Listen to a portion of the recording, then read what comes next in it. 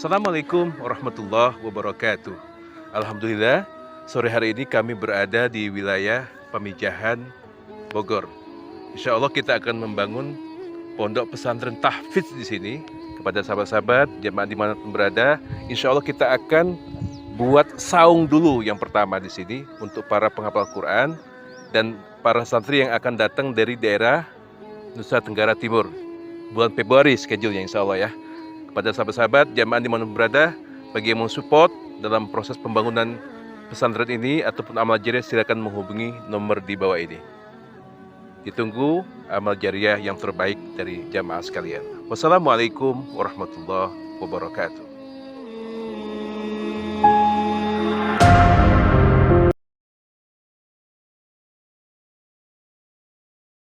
PKM ya Pak? Ini Pak.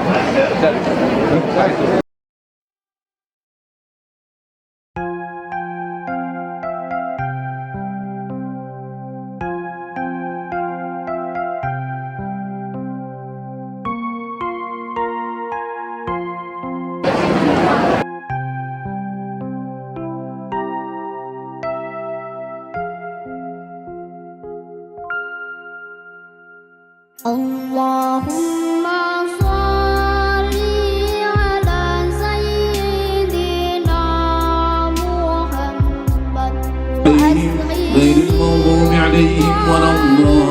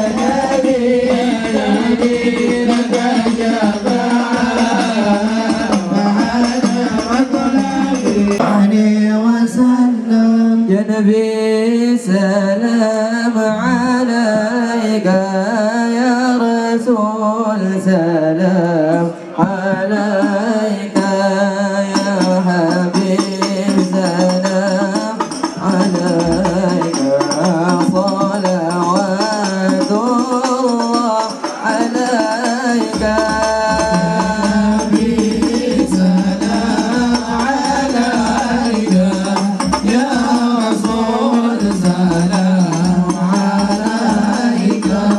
Ya Habib salam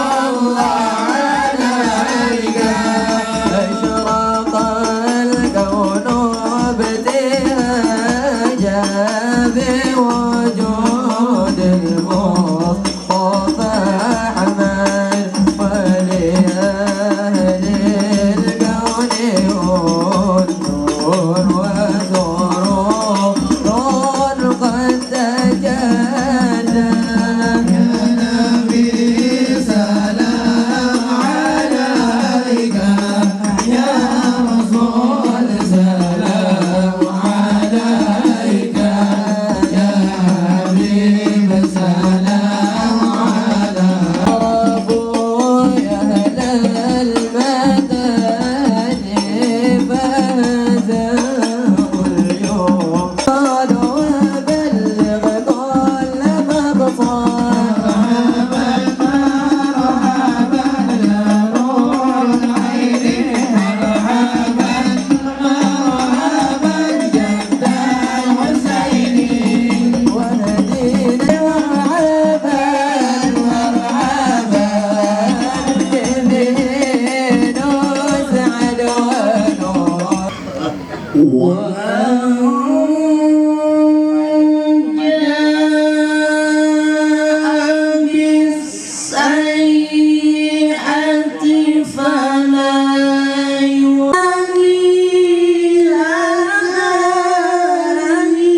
Profesor Dr. Kiai Al-Haj Said Agil Husain Al-Munawwar MA.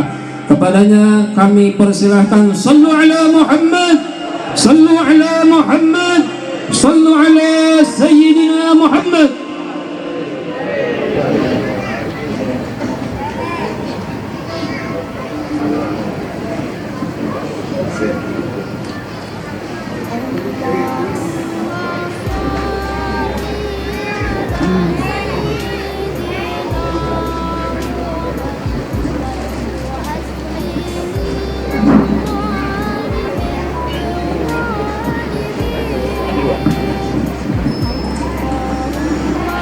Assalamualaikum warahmatullahi wabarakatuh.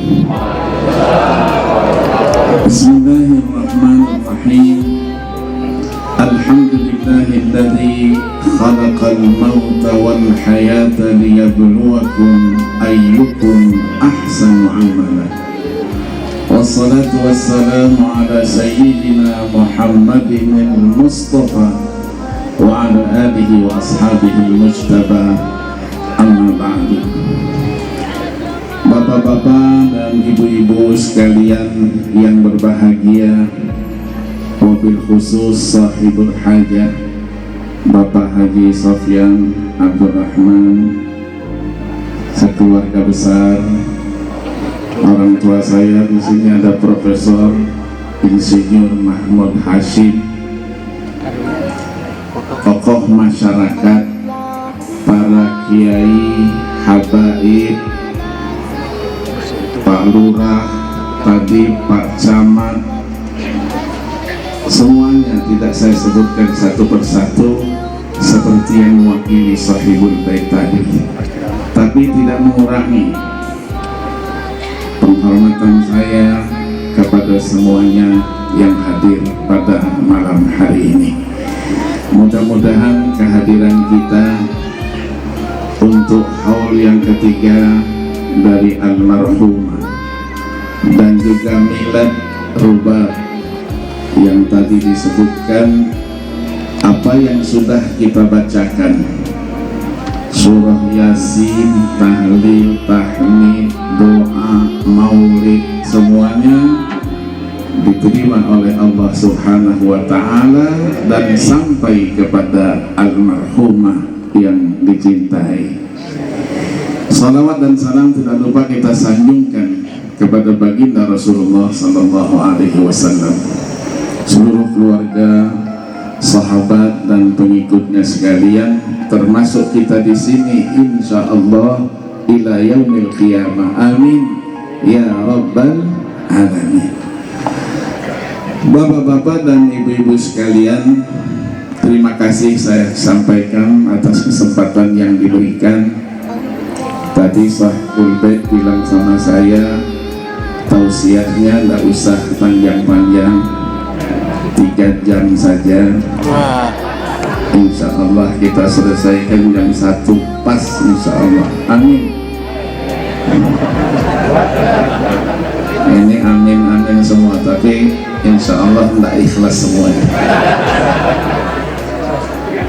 Bapak-bapak dan ibu-ibu sekalian, manusia diciptakan oleh Allah Subhanahu wa Ta'ala sebagai makhluk yang paling sempurna penciptaannya. Kita apal semua ayatnya, laqad khalaqnal insana fi ahsani taqwim. Kesempurnaan penciptaan itu antara lain dengan diberikannya kepada manusia itu panca indera, pendengaran, ada penglihatan, dan keistimewaan-keistimewaan yang lain. Untuk apa semua itu? Agar manusia yang sempurna penciptaannya itu mempunyai potensi untuk menerima berbagai ujian dan cobaan dari penciptanya, Allah Subhanahu wa Ta'ala. Allah jelaskan dalam firman-Nya ayat 2 dari surat Al-Insan, inna khalaqnal insana min nutfatin amsyajin nabtalihi faja'alnahu sami'an basira. Sesungguhnya kata Allah, kami jadikan manusia, kami ciptakan manusia itu dari tetesan sperma yang bercampur dengan ovum. Kami akan uji manusia itu, maka kami jadikan buat manusia itu pendengaran dan penglihatan. Ketika manusia yang sempurna penciptaannya itu mengikrarkan keimanannya kepada Allah, amanna billah, maka dipastikan ia telah memasukkan dirinya ke dalam sebuah sistem, sebuah lingkaran. Tidak akan bisa keluar dari sistem dan lingkaran itu kecuali setelah mendapatkan ujian dan cobaan dari penciptanya, Allah Subhanahu wa Ta'ala. Ujian dan cobaan yang disampaikan bukanlah sesuatu yang baru, sudah dirasakan oleh orang-orang sebelum kita. Ujian dan cobaan dimaksudkan untuk menguji keimanan. Apakah keimanan yang dimiliki merupakan keimanan yang sejati, yang murni, ataukah sebaliknya keimanan yang dimiliki itu adalah keimanan yang palsu dan bahkan imitasi. Allah jelaskan ayat 2 dan 3 dari surah Al-Ankabut, ahasiban nasu ayyutraku ayyakulu amanna wa hum la yuftanun walaqad fatanna alladhina min qablihim falaya'lamanna Allahu alladhina sadaqu wa laya'lamanna al-kadhibin. Ada dua macam ujian dan cobaan yang Allah sampaikan kepada hamba-hambanya yang beriman. Yang pertama, ujian dan cobaan segala sesuatu yang menggembirakan kita, membuat kita senang, keluarga kita senang, tetangga kita senang sama-sama kita, kawan-kawan dekat kita juga bergembira bersama kita. Al-Quran menyebutnya dengan nikmat, wajib kita syukur. Yang kedua, segala sesuatu yang tidak menggembirakan kita, yang membuat kita susah, keluarga kita sedih, tetangga kita sedih, semua teman-teman dekat tidak menjadi sedih bersama kita. Al-Quran menyebutnya dengan 5 peristilahan. Terkadang disebut sebagai imtihan, ujian. Terkadang disebut sebagai fitnah. 17 kali, 22 kali disebut dalam Al-Quran. Terkadang disebut juga sebagai bala, musibah. Disebut 11 kali, 46 kali di dalam Al-Quran. yang paling banyak sebutannya adalah azab, siksa, sebanyak 399 kali. Agama mengajarkan kalau kita mendapatkan ujian yang tidak menggembirakan itu, yang membuat kita sedih, keluarga besar sedih, teman-teman pun sedih, kita diperintahkan untuk meningkatkan kesabaran di dalam menghadapinya.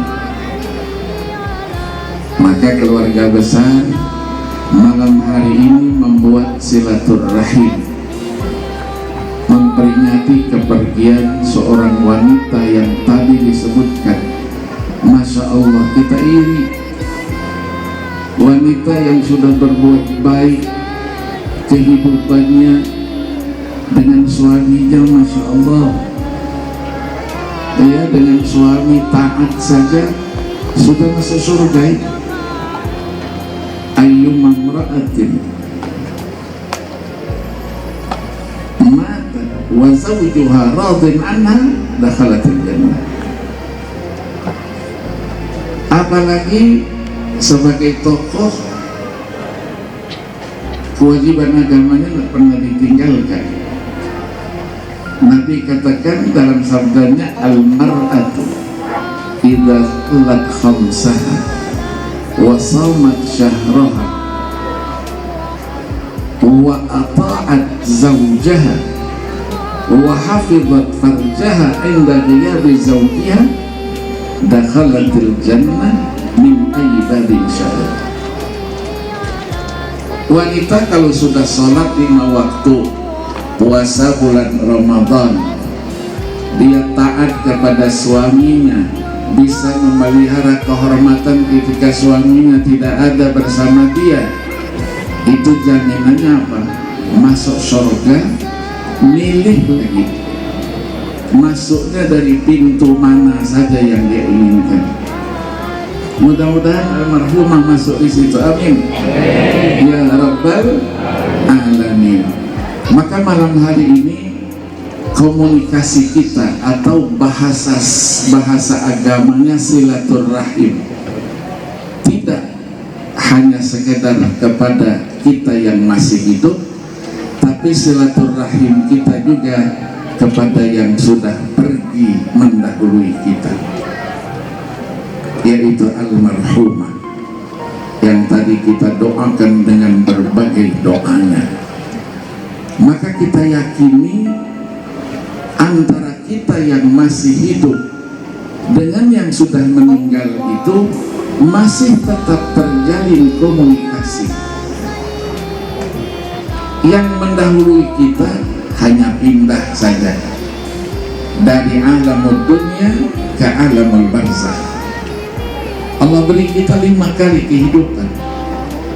Kehidupan di alam arwah, kehidupan kita di alam janin ketika kita berada dalam perut ibu kita, ketiga kehidupan kita di dunia, keempat kehidupan kita di alam barzakh, kelima kehidupan kita nanti di alam akhirat.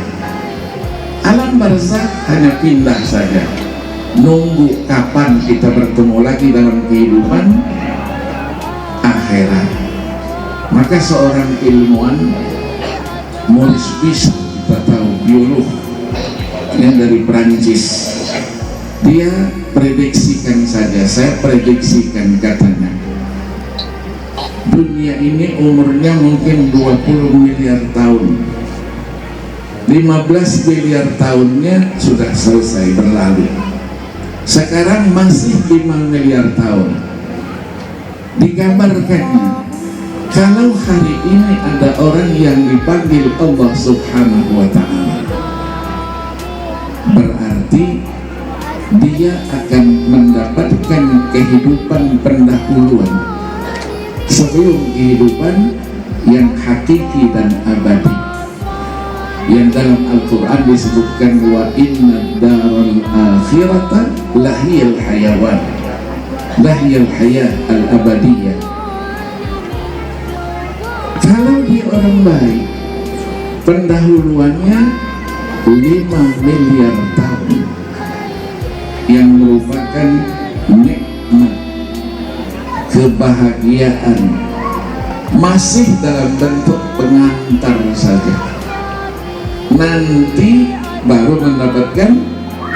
Tapi sebaliknya katanya dipikirkan juga, kalau yang hari ini dimakamkan orangnya bukan minas salihin tapi minat talihin, bukan dia minas salihat tapi minat talihat, berarti 5 miliar tahun dia mendapatkan pendahuluan kesengsaraan sebelum mendapatkan kesengsaraan yang hakiki dan abadi itu.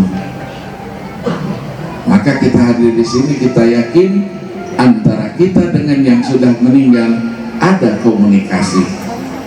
Sejauh mana komunikasi itu tergantung kita semua. Ya, baca Qur'annya enggak, tinggal kumpulin begini untuk zikir, doa, hadiahkan kepada almarhumah. Ini alat komunikasi kita.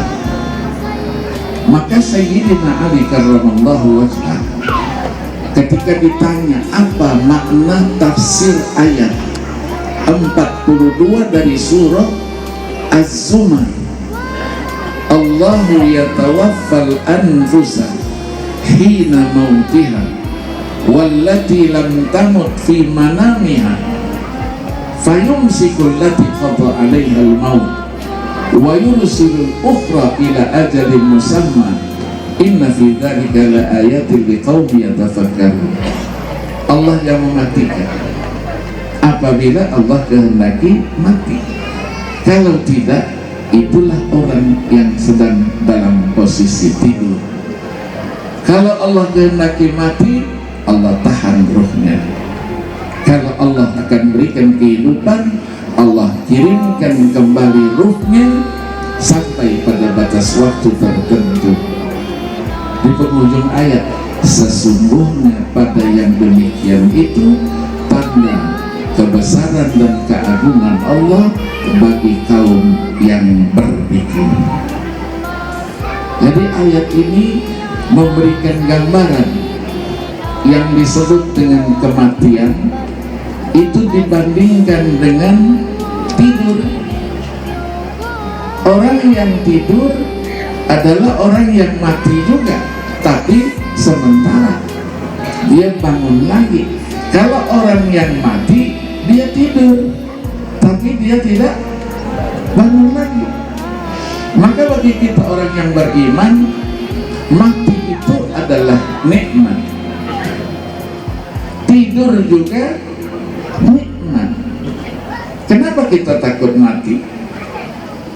Semuanya akan mati. Wa minkum may yutawaffa wa minkum may yuraddu ila arzalil umri likaila ya'lama min ba'di ilmin syai'an. Likaila ya'lama ba'da ilmin syai'an. 2 kali disebut dalam surah An-Nahl dan dalam surah Al-Hajj. Itulah sunnatullah.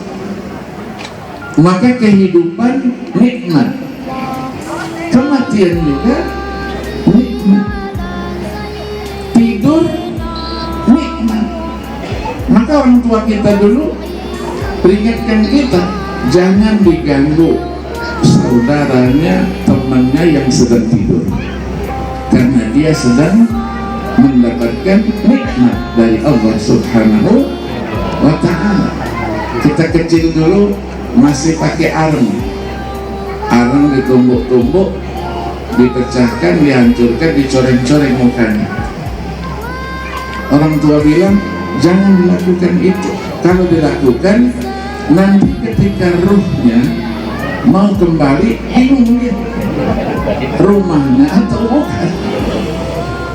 Ya, karena anaknya pernah mondok dia di Nurul Fajri bersama Habib kita, ya Abdurrahman As-Saggar.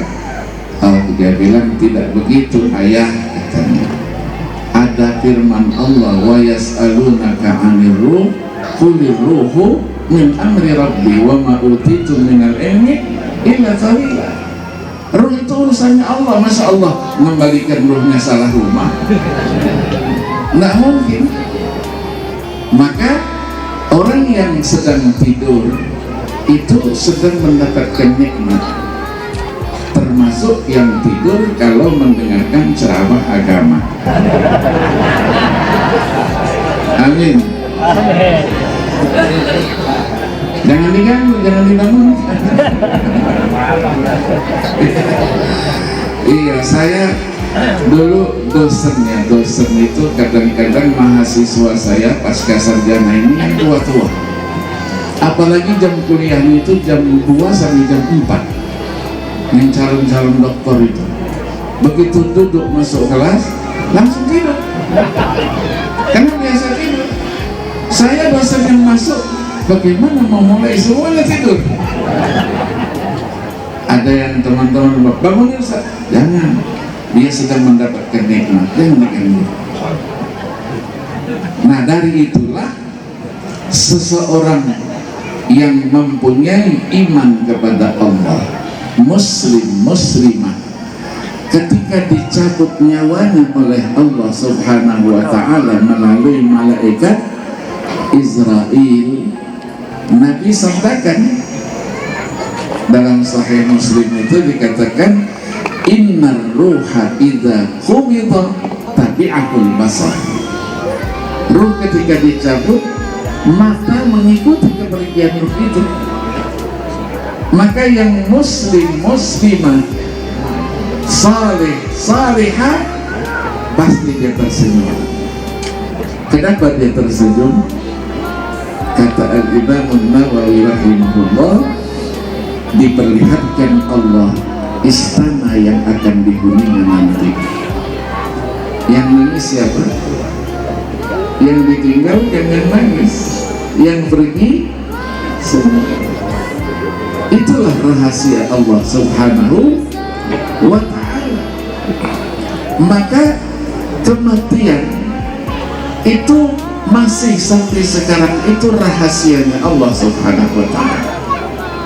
Kita tidak tahu wa ma yu'ammaru min mu'ammarin wa la yunqasu min umurihi illa fi kitab inna dzalika 'ala Allah yasir. Yang panjang, yang pendek umurnya, itu semuanya rahasia Allah Subhanahu. Kita tidak tahu kapan kita akan dipanggil. Nama saya Agil, urutannya huruf A duluan. Tapi Allah tahu karena saya selalu ceramah agak dibelakangkan sedikit. Yang Z belum tentu terakhir, mungkin duluan dia.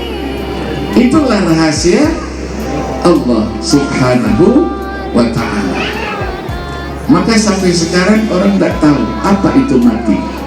Mahwal maut, tidak ada yang tahu. Saya baca sudah buku-buku 21 definisi apa itu mati. Ada yang mengatakan tidak berfungsinya batang otak, ada yang mengatakan berhentinya denyut nadi, ada yang macam-macam.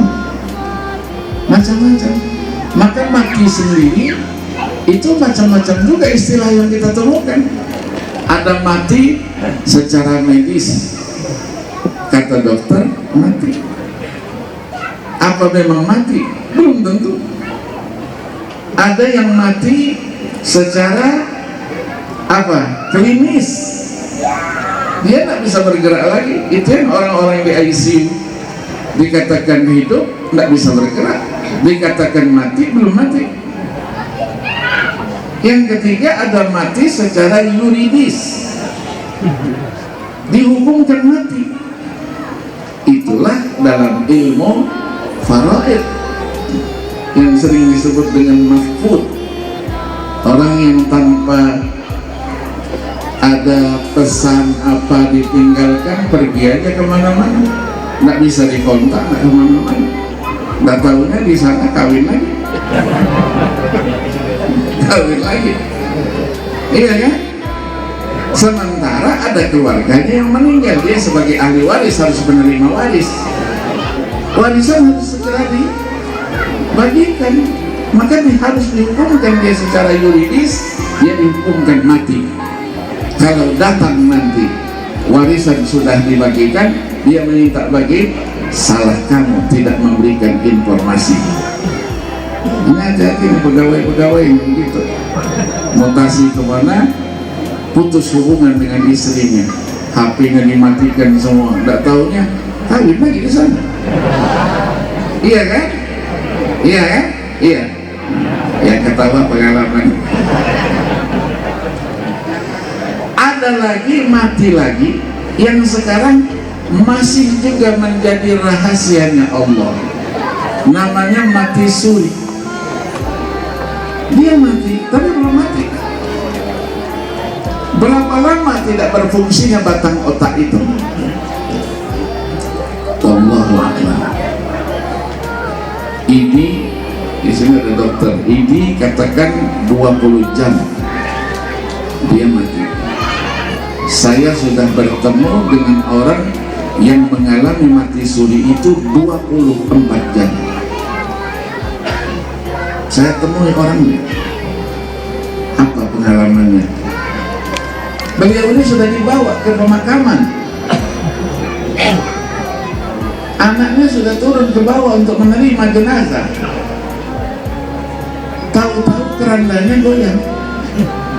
Keranda goyang, yang ada di sekitar situ kabur semuanya. Maisan-maisan banyak yang patah itu, ditabrak semuanya. Ternyata dia tidak mati. Dibuka, hidup dia. Goyang-goyang, dia kena dikunci sini dan bocong. Begitu dibuka, kenapa saya di sini? Saya nggak mati. Itu terjadi tahun 59, dan orang itu baru meninggal betulan tahun 96. Berapa lama itu? Sebelum meninggal sempat kawin lagi.